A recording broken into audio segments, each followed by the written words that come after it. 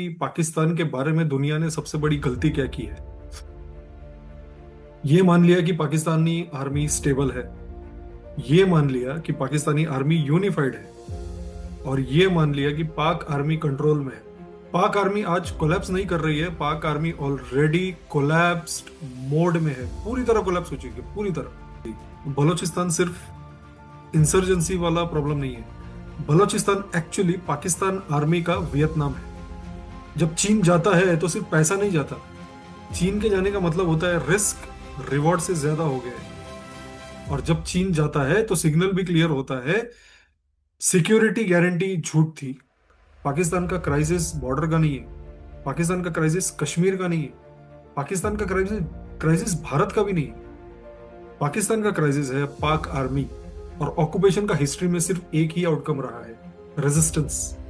दोस्तों, चीन कोई इमोशनल इन्वेस्टर नहीं है। चीन सिर्फ तब रहता है जब कॉस्ट मैनेजेबल हो, एग्जिट कंट्रोलेबल हो और डैमेज प्रिडिक्टेबल हो। वंदे मातरम दोस्तों, मैवरिक जियोपॉलिटिक्स के आज के सेशन में आप सबका बहुत बहुत स्वागत है। चैनल को लाइक, शेयर और सब्सक्राइब करना बिल्कुल बिल्कुल भी मत भूलिएगा। दोस्तों, आप लोग सब वीडियो देखते तो हैं, मतलब 90% लोग लाइक नहीं कर रहे हैं। मेरा एनालिटिक्स में थोड़ा देख रहा था आज। 90% लोग लाइक और सब्सक्राइब नहीं कर रहे हैं। Please, please help. आपको लाइक और सब्सक्राइब करना पड़ेगा if you like the content, that is. अगर आप पसंद नहीं कर रहे हैं तो मुझे डीएम कीजिए, मुझे ट्विटर पर रीच आउट कीजिए, कमेंट्स डालिए। I am okay, let me improve. But अगर आपको इंप्रूवमेंट का कोई स्कोप नहीं दिख रहा then please like it, please subscribe. चलिए दोस्तों, पाकिस्तान के बारे में थोड़ा बात करते हैं कि पाकिस्तान के बारे में दुनिया ने सबसे बड़ी गलती क्या की है। ये मान लिया कि पाकिस्तानी आर्मी स्टेबल है। ये मान लिया कि पाकिस्तानी आर्मी यूनिफाइड है। और ये मान लिया कि पाक आर्मी कंट्रोल में है। मैं आज आपसे जो कह रहा हूं, ये तीनों बातें ध्यान से सुनिए, ये तीनों बातें गलत है। पाक आर्मी आज कोलैप्स नहीं कर रही है। पाक आर्मी ऑलरेडी कोलैप्स्ड मोड में है, पूरी तरह कोलैप्स हो चुकी है, पूरी तरह। आज जो कोलैप्स बाहर से आपको दिख रहा है, वो अंदर से एक्चुअली सबसे ज्यादा डेंजरस है। बताता हूं कैसे। Let me again take you to Balochistan. और दोस्तों, यहीं पर लोग सबसे बड़ी गलती कर देते हैं। लोग बलूचिस्तान को एक लॉ एंड ऑर्डर प्रॉब्लम समझ रहे हैं। पाकिस्तान भी ऐसे ही प्रेजेंट कर रहा है बलूचिस्तान को। लोग कहते हैं इंसर्जेंसी है, थोड़ी वायलेंस है, कंट्रोल हो जाएगा। मैंने पिछले वीडियो में भी आपसे एक सीधी बात कही थी। बलूचिस्तान सिर्फ इंसर्जेंसी वाला प्रॉब्लम नहीं है। बलूचिस्तान एक्चुअली पाकिस्तान आर्मी का वियतनाम है। और वियतनाम इसीलिए नहीं क्योंकि वहां जंगल थे। वियतनाम इसीलिए है क्योंकि वहां एक चीज थी जो हर ऑक्युपाइंग फोर्स को तोड़ देती है। और वो है लेजिटिमेसी का complete absence. There is no legitimacy in Balochistan today. अब थोड़ा ड्राई डेटा देखिए, क्योंकि डेटा कभी इमोशन में नहीं होता। बलूचिस्तान पाकिस्तान का 44% है लैंड मास। पाकिस्तान की पॉपुलेशन का सिर्फ 6% है बलूचिस्तान। नेचुरल रिसोर्सेज का मेजोरिटी शेयर। और फिर भी जमीन पर क्या है? रोड्स नहीं है, बिजली नहीं है, पानी नहीं है, स्कूल्स नहीं है, हॉस्पिटल्स नहीं है। और सबसे इंपॉर्टेंट, पॉलिटिकल वॉइस ही नहीं है। और दोस्तों, ये कोई अंडर डेवलपमेंट वाला सिचुएशन भी नहीं है। ये एक सिस्टमेटिक एक्सक्लूजन है। और जब एक रीजन रिसोर्सेज देता हो, रेवेन्यू देता हो, लेकिन डिसीजन मेकिंग से बाहर रखा जाए तो उसको कहते हैं इंटरनल कॉलोनी। कॉलोनी है पाकिस्तान की एक। और अब एक बेसिक जियोग्राफिकल ट्रुथ।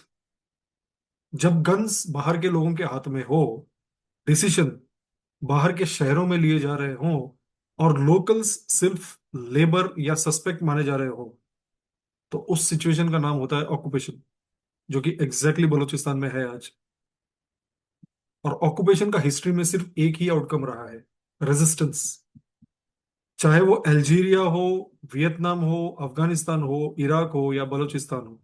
अब अल्जीरिया में क्या हुआ था, फॉर एन एग्जांपल, 1954 से 62 के बीच फ्रेंच कॉलोनियल रूल के खिलाफ एक ब्रूटल इंडिपेंडेंस वॉर लड़ी गई थी अल्जीरिया में। जो ये प्रूव करता है कि लॉन्ग टर्म ऑक्यूपेशन का एंड हमेशा ऑर्गेनाइज्ड रेजिस्टेंस और ऑक्युपायर के विड्रॉल से ही होता है।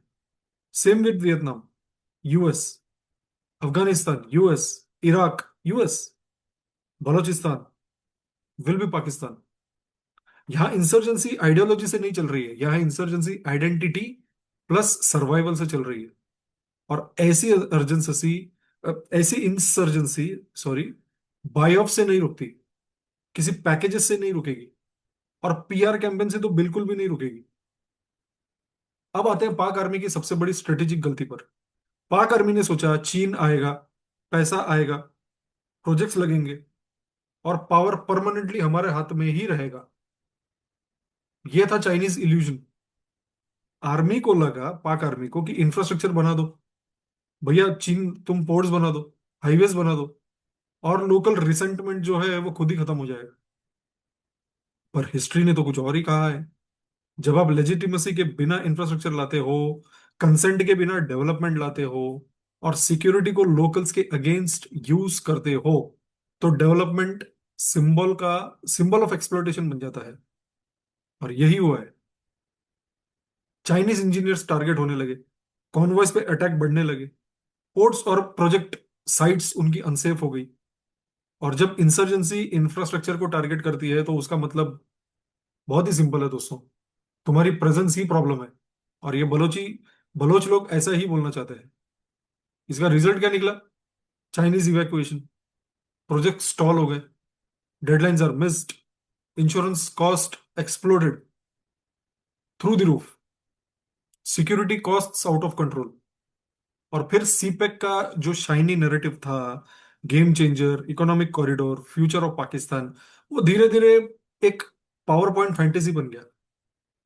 अब दोस्तों ये बहुत इंपॉर्टेंट मोमेंट होता है। जब चीन जाता है तो सिर्फ पैसा नहीं जाता, चीन के जाने का मतलब होता है रिस्क रिवॉर्ड से ज्यादा हो गया है।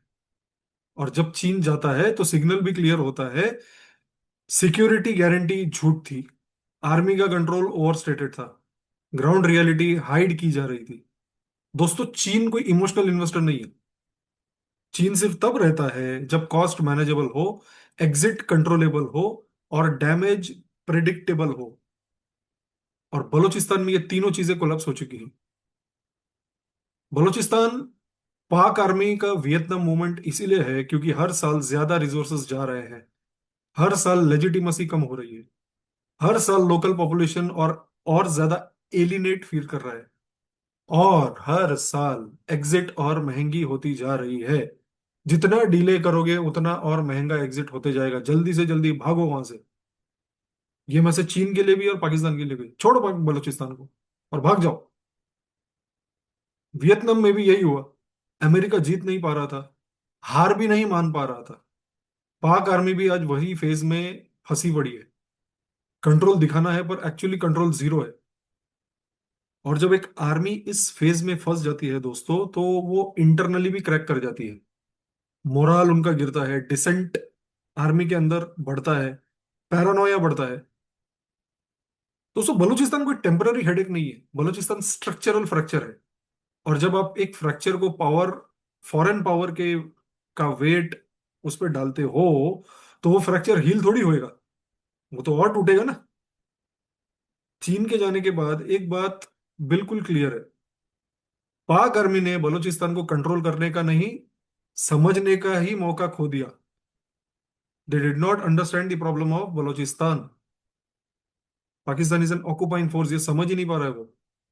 और इतिहास एक बात लिख चुकी है, जहां लेजिटिमेसी नहीं होती वहां पावर सिर्फ डीले करती है, विक्ट्री कभी नहीं लाती। पाक आर्मी का सबसे बड़ा झूठ क्या है? हम कंट्री को इकोनॉमिकली प्रोटेक्ट कर रहे हैं। सच क्या है? आर्मी इकोनॉमी को होस्टेज बना चुकी है। Fertiliser, cement, real estate, banking, logistics, सब कुछ फौज के हाथ में है। और जब फौज बिजनेस करती है, फौज पॉलिटिक्स करती है, फौज आइडियोलॉजी बेचती है, तो फिर फौज प्रोफेशनल फोर्स नहीं रहती। फौज एक कॉरपोरेट माफिया बन चुकी है पाकिस्तान में। बलूचिस्तान में जो हो रहा है वो एक इकोनॉमिक प्रेशर है। रिसोर्स होने के बावजूद उनको एक्सट्रैक्ट करने वाला कोई नहीं। और जब कोई एक्सट्रैक्ट ही नहीं करता, तो वेल्थ सिर्फ पावर पॉइंट में ही होगी ना, वो एक्चुअली जमीन पे तो आएगी नहीं। एक सबसे डेंजरस बात, दुनिया सालों से एक इल्यूजन में जी रही थी, पाक आर्मी अलग है और टेररिस्ट अलग है। अब ये इल्यूजन ऑफिशियली डेड है। जिहाद language, religious justification, civilisational hatred, चाहे यूनिफॉर्म में बोले चाहे दाढ़ी के साथ बोले, सोच एक ही है दोस्तों।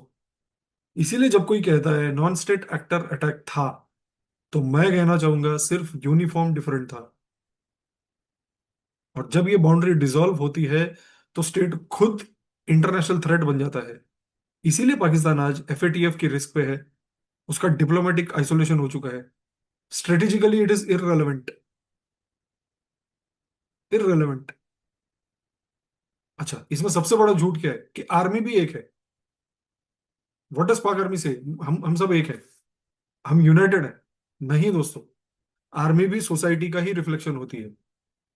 और जब सोसाइटी रेडिकल हो, इकोनॉमिकली बैंकरप्ट हो, पॉलिटिकली फ्रैक्चर्ड हो, आर्मी भी तो वही बन जाएगी। Frontline soldiers, maximum casualties, minimum power. उसका रिजल्ट क्या होगा? साइलेंटली एक रिसेंटमेंट बिल्ड होते जाएगा, ट्रस्ट इरोड हो जाएगा, and there will be cracks in discipline. जब आर्मी पॉलिटिशियंस को जेल भेजती है, कोर्ट्स को इन्फ्लुएंस करती है, इलेक्शंस मैनेज करती है, तो फिर आप समझ जाइए आर्मी की लेजिटिमेसी खत्म। यूनिफॉर्म का फियर रेस्पेक्ट में कन्वर्ट नहीं होता। और जब फियर खत्म हो जाता है, कोलैप्स एक्सेलरेट होता है। That is what is happening with पाक आर्मी। अब सवाल ये भी है कि पाक आर्मी खुद भी अंदर ही अंदर पूछ रही है, क्या पाक आर्मी रिकवर कर सकती है? शॉर्ट आंसर में बताऊं ना, नहीं कर सकती। और ये कोई इमोशनल स्टेटमेंट नहीं है, ये एक स्ट्रक्चरल डायग्नोसिस है। क्योंकि जो कोलैप्स हम देख रहे हैं वो कोई एक इवेंट नहीं है, वो प्रोसेस का एंड स्टेज है। कोलैप्स का रूट समझिए। पाक आर्मी का कोलैप्स मिसाइल्स की वजह से नहीं है, ना ही किसी एक वॉर की वजह से है। कोलैप्स के रूट्स चार जगह पर है, और ये चारों एक दूसरे को री इन्फोर्स करते हैं। Point number one, leadership. Point number two, ideological extremism. Point number three, economic insolvency. Point number four, international pressure. ये सारी चीजें इन्वॉल्व है पाक आर्मी में, जिसकी वजह से वो कमजोर है। सबसे पहले लीडरशिप पे थोड़ा बात कर लेते हैं। पाक आर्मी आज एक ऐसी इंस्टीट्यूशन बन चुकी है जहां कमांड और क्रेडिबिलिटी अलग अलग डायरेक्शंस में जा रही है। टॉप लीडरशिप पॉलिटिकली कॉम्प्रोमाइज्ड है, इंटरनली डिस्ट्रस्टेड है, और एक्सटर्नली एक्सपोज्ड है। फील्ड सोल्जर के दिमाग में एक बेसिक सवाल है, मैं लड़ किसके लिए रहा हूं? देश के लिए या जनरल के ईगो ईगो के लिए? जनरल जनरल के ईगो के लिए। जिस आर्मी में ये सवाल आ जाता है, वहां डिसिप्लिन दिख सकता है, पर कन्विक्शन खत्म हो जाता है। There is no conviction with which Pak army can fight. दूसरा और सबसे खतरनाक फैक्टर, आइडियोलॉजी। पाक आर्मी ने दशकों तक एक्सट्रीमिज्म को टूल की तरह इस्तेमाल किया। करेक्ट। एसेट की तरह कल्टीवेट किया, और स्ट्रेटेजिक डेप्थ समझकर नर्चर किया। आज वही एक्सट्रीमिज्म इंस्टीट्यूशन के अंदर घुस चुका है। अब एक्सट्रीमिस्ट और सोल्जर अलग नहीं लगते, जिहाद और ड्यूटी मिक्स हो चुकी है उनकी। आप देखते हैं ना, नमाज जनाजा में कौन गए थे? ये टेररिस्ट के, ये पाक आर्मी के जनरल तो गए थे। राइट। और हिस्ट्री का रूल है, जब आर्मी आइडियोलॉजी अडॉप्ट कर लेती है, तो वो प्रोफेशनल फोर्स नहीं रहती, वो मिलिशिया स्टेट बन जाती है।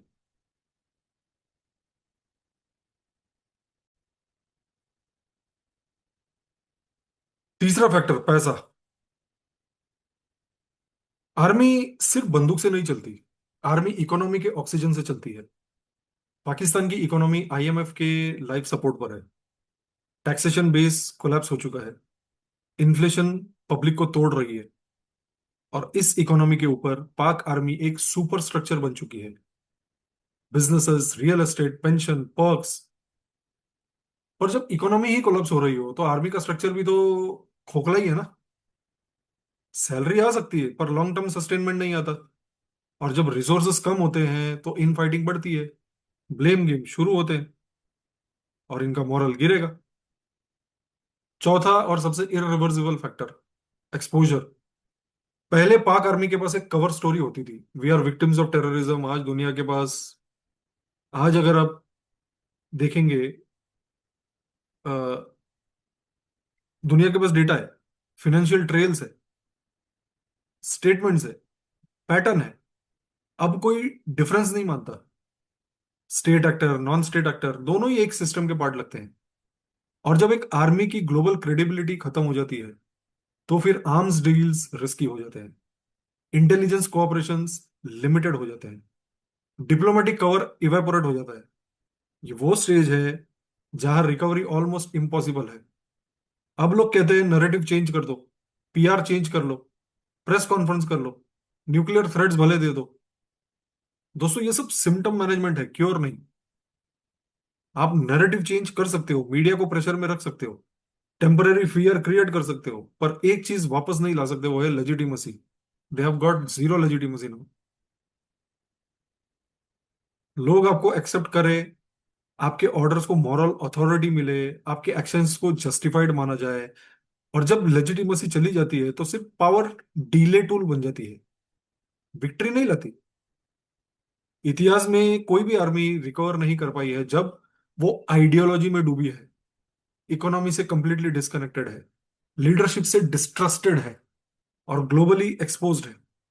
ऐसी आर्मीज या तो स्टेट को तोड़ देती हैं या फिर खुद टूट जाती है, जो कि पाक आर्मी में हो रहा है। उसी क्रॉस रोड पे है पाक आर्मी। और इसीलिए जब हम पूछते हैं क्या पाक आर्मी रिकवर कर सकती है, ना, नो, नेवर। रिकवरी का विंडो ऑलरेडी बंद हो चुका है।